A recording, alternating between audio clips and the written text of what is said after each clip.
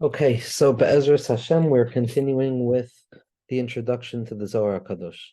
Pasach Rabbi Shimon opens up the Amar Bereshis Bara Elokim, that HaKadosh Baruch Hu Elokim created the world. Haikra Isla Istaklebe. So this is a pasuk that we have to look into again, Tachazi. We have to look again, we have to look again. This is something that we've looked at already so many times, but we have to look again. T'chol man da Amar Is Eloha Achra, Ishtazi Me'almin. That anybody who comes along and says that there's another God other than the singular God, HaKadosh Baruch Hu, is going to be thrown out, removed from the worlds. Kamad Itmar, as the Pasuk in Yirmiyah says, Kedana Timra Nohim Elohai Deshmaya Ve'arkel Loi Avdu Ya'avde Me'ara Mintchois Shmaya Ela. Like the Pasuk in Yirmiyah says, and those who come and say that there's someone other than the God of heaven and earth, nevertheless, those other gods did not create heaven and earth. Begin to lace achra bar because in truth there's no God other than HaKadosh Baruch Hu in his isolation, in his solitude. V'haikra ihu targum bar mimile desoifkra. And this pasuk was written in Aramaic. This pasuk is written in the secret of Targum, which we said is concealed in the darkness of a secondary descent away from original language. Targum is what's necessary when I cannot extrapolate based on my own reasoning what the essence of something is, and therefore I'm stuck in the secondary echo of a Targum, which is the tachlis of Shnai Mikra Ve'echad Targum. And what we saw is that Targum and Terdema share the same language, because Targum represents a step below, but in spite of the fact of being one step below, it gives us the ability to try and climb back up from the bottom, Taf, Shin, Reish, Kuf, rather than Lashon HaKodesh, which is Aleph, Beis, Gimel, Daled. Now, Lashon Targum is b'derech klal seen as a secondary language. It's a language that is despised to one degree or another, and the tzaddikim even point out that it might not even be representative of language, rather the pure act of translation. But we also understand that Malachim don't understand the secret of Targum. Malachim can't understand translation. And it's not simply that the Malachim can't understand it, but what the Ramak points out is that the Malachim are disgusted by it. They despise the language of translation because translation represents the human capacity to descend down into misunderstanding and mistranslation, which is ultimately why the Zohar Kadosh is written in translation, because the book of the Zohar Kadosh is a book, and the same with Shas is teaching us the value of translation. Because if we had absolute face-to-face understanding, there would be no need for translation. It would all be Lashon HaKodesh, like Torah Shebechsav, and there would be no need for Torah Shebal Peh, human understanding, of moving from the bottom back up to the beginning to reveal the doubled capacity of revealing unity in a place of disunity specifically. And therefore, Targum, Shnai Mikra Ve'echad Targum, this is the secret of a Ben Adam. This is the fact that Adam Arishon is noifel into a terdema, into the secret of Targum. That's where human experience comes from. And so we're going to see that this pasuk that discusses the fact that HaKadosh Baruch Hu is singularly the unified God, and there's no other God that creates Shemayim va'aretz other than HaKadosh Baruch Hu. So the Zohar Kadosh is wondering why this pasuk is written in Aramaic. The entire pasuk, other than the last word. So kra ihu targum. This pasuk is targum. Bar mimila d'soif kra. Other than the word that's found at the word that's found at the end of the pasuk ela. Itema begin the malachim kadishin loinis kakin l'targum v'loyesh tamuda bay. If you want to tell me that the reason that this pasuk is written in targum is because the holy malachim are not in need of targum and they don't understand targum. But milada ya'usul bishna kadisha begin the shamun malachim kadishin v'yunis kakin loidalda. But that's not a good enough answer, because specifically this type of pasuk is what's needed to be heard by the malachim to understand the secret of HaKadosh Baruch Hu's unity in the way that the human being has the capacity to understand it. And therefore this pasuk adrab, it shouldn't be written in Targum, it should be written in Lashon HaKodesh.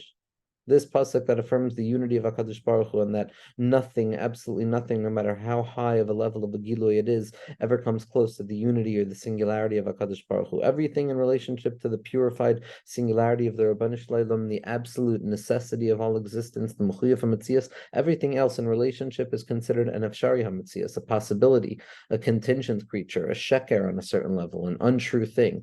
And Mamela, so obviously this testament that HaKadosh Baruch Hu is echad and miyuchad b'tachlis ha'achdus and creating Shemayim va'aretz, so this should be announced loud and clear to the malachim to hear.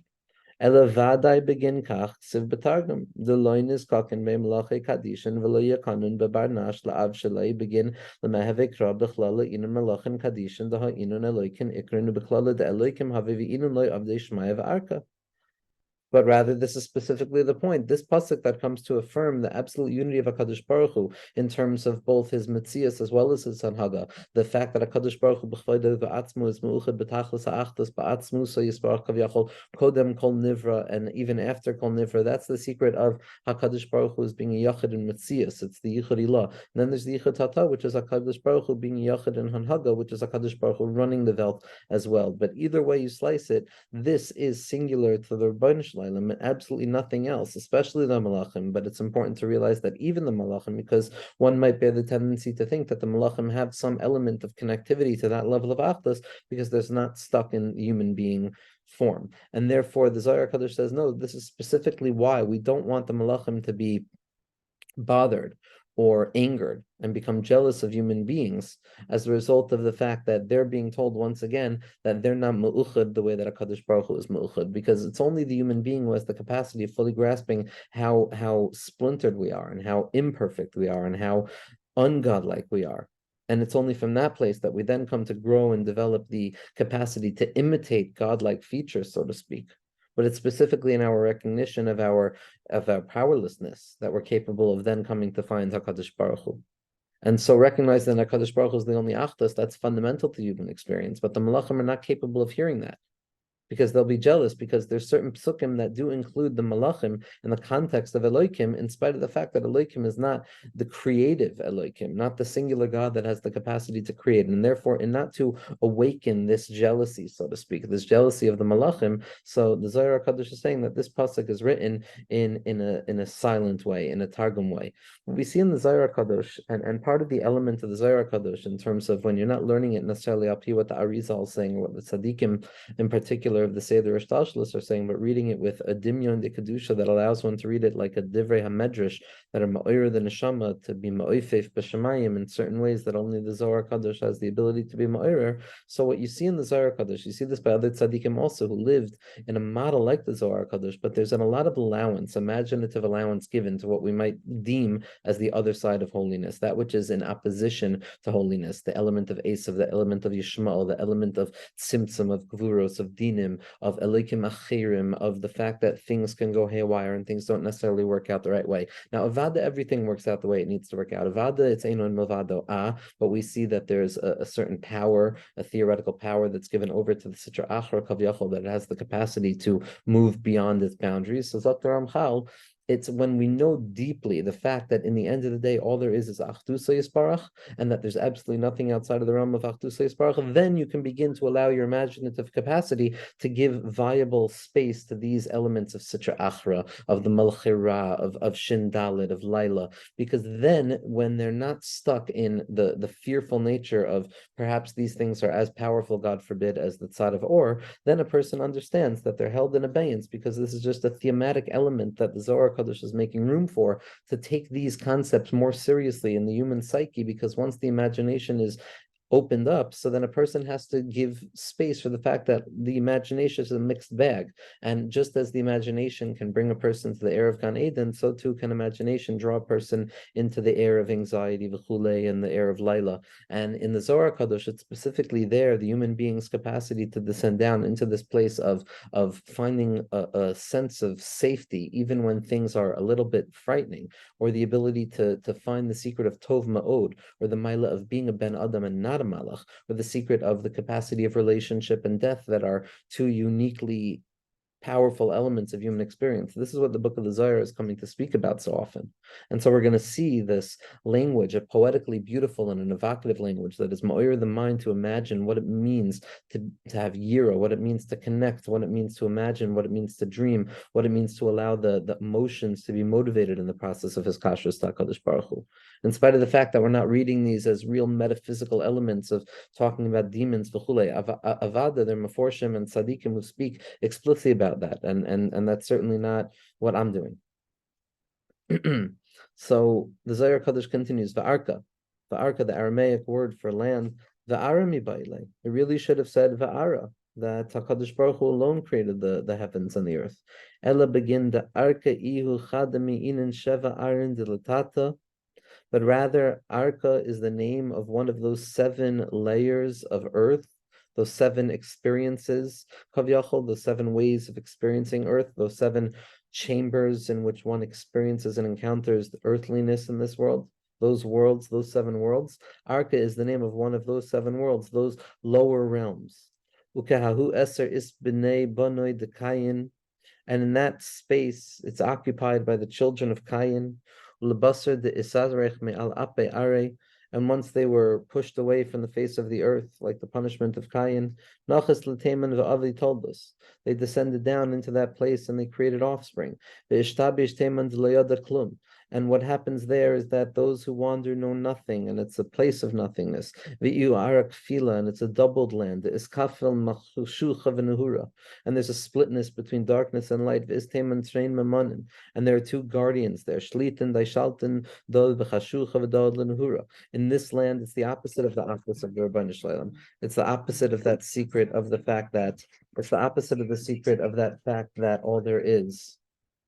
Sorry, it's the opposite of the fact that all there is Achdus Yisparach. In this place, it appears to be an Arak Kfila. It's a Tov and a Ra. It's a Dayan Emes and a Tov HaMetiv, when in truth, all there is Or HaOiris. This is the descent away, when a person descends away from the true understanding of this pasuk of Hashema Yisrael Hashem Elokeinu Hashem Echad, and that HaKadosh Baruch Hu is Achad, B'tachlis HaAchdus, and Ein Yachid Ki Yechudo, Ve'ein Achdus Ki Achduso, and he's Mechuyev HaMetzias, and everything else is clearly Efshari HaMetzias, and Nachshav is a Sheker, as the Rambam says in the beginning of Hilchos Yisodei HaTorah.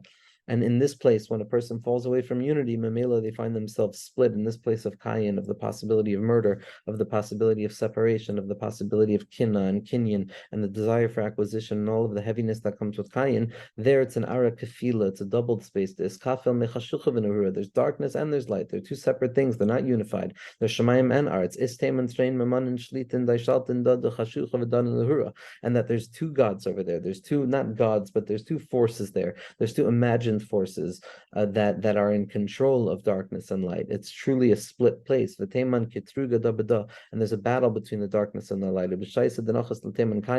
And when Cain descended down into there, they joined together, and they unified as one. Told us to Cain. And these are the offspring of Cain, those with the 2 heads, the head of darkness and the head of light. And these are those with the 2 heads, those 2 chambers of the mind, where I see good and I see bad, and I create a deep separation between the 2 of them. Kitrin chivin bar dekad hahu nuhura shalit netzach dilei v'netzach alasrei.